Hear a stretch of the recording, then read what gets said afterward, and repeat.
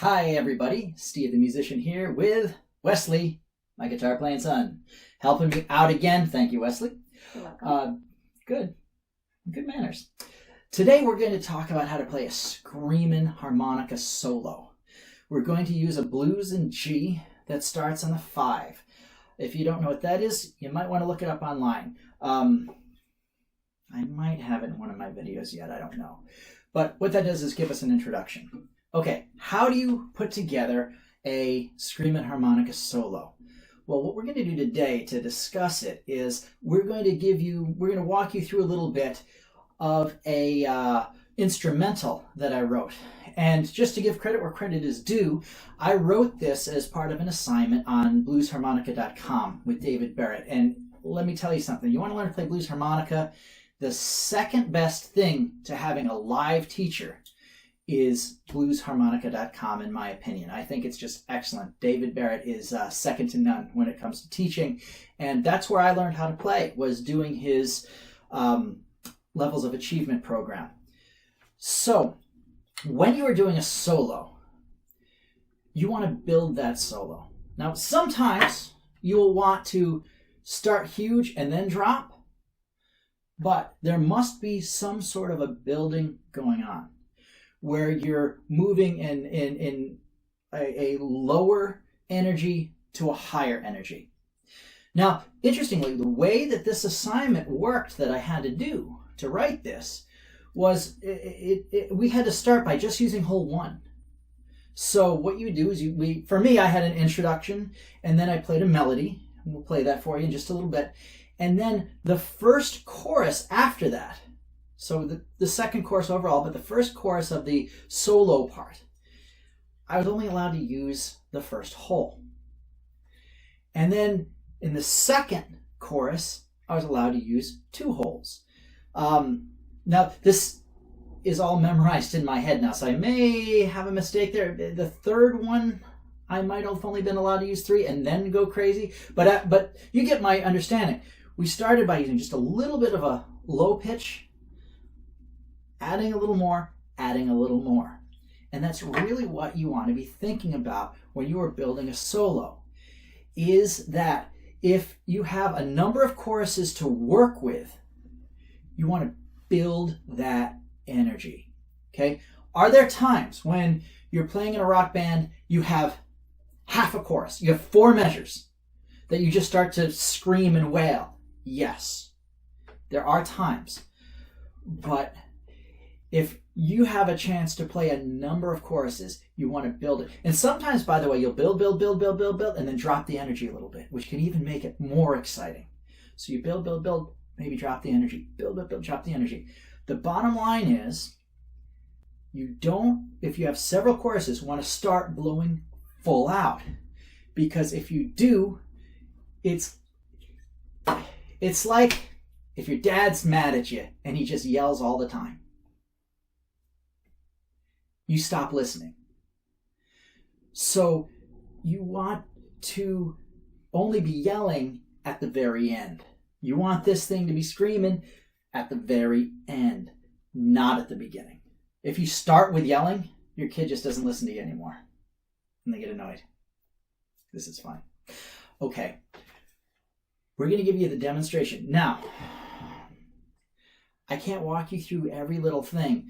To really learn this, you're either going to have to listen and copy and listen to all the best players you can find and copy them, or you're going to you're going to have to get feedback from a teacher. Either in the room with the teacher where you play and they say, you know what I liked about what you did, or you know what you need to work on? Again, second best to that is to do something like what David Barrett has going on, where you can record yourself, he listens to you, and then he gives you personal feedback. It was amazing. I had been a trumpet player for decades at that point, and maybe 2 decades, something like that, decade and a half maybe, and I learned all sorts of things I'd never even thought of, because it was a different instrument. Okay, let's give him a demonstration. This is in, if you want to play along at home, this is on a C harmonica. I like to play special 20s. They're excellent harmonicas. There are many other excellent ones, but these are the ones that I like. They pay me no money for that, but they can if they want to. So it's a Hohner Special 20 in C, but the key we're playing is in G. So it's a C harmonica in second position, played in G. And we're going to start it on the 5. That means when you play through the blues, the last little bit of the blues goes 5, 4, 1, 5. That's what we're going to start with. So he's actually starting on a D or D7 chord, whatever he feels like doing, because he knows what he's doing over here. We will play the intro, which will be relatively high energy. We're going to play a chorus that I wrote, and we are going to then go into the solo part, where I start with the energy low and I bring it high. By the way, writing and memorizing a solo, there's no shame in that.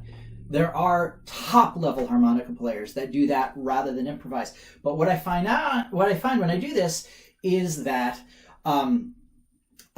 it's a little different every time, and very often I make a mistake. And when I make a mistake, I just make stuff up. And that's where the improvisation comes in. All right. As usual, upside down. There we go. 1, 2, 1, 2, 3.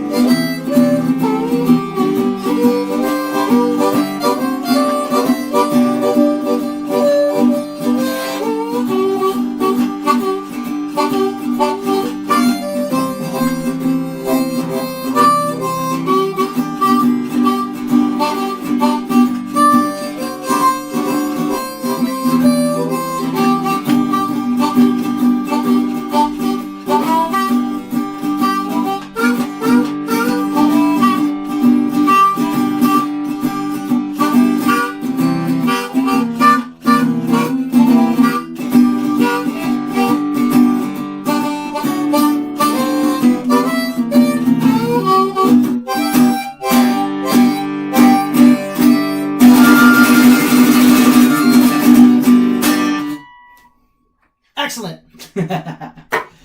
All right, I hope that helped you folks. Please subscribe. Please be sure to comment. This is probably going to be our last harmonica video for a little while, unless I get comments or requests.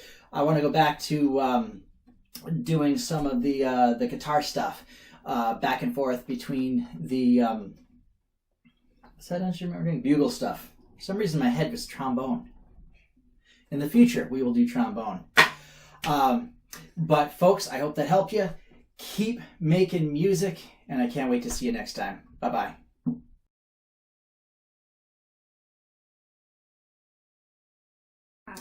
Yeah. It's okay. My wings. Okay, here we go.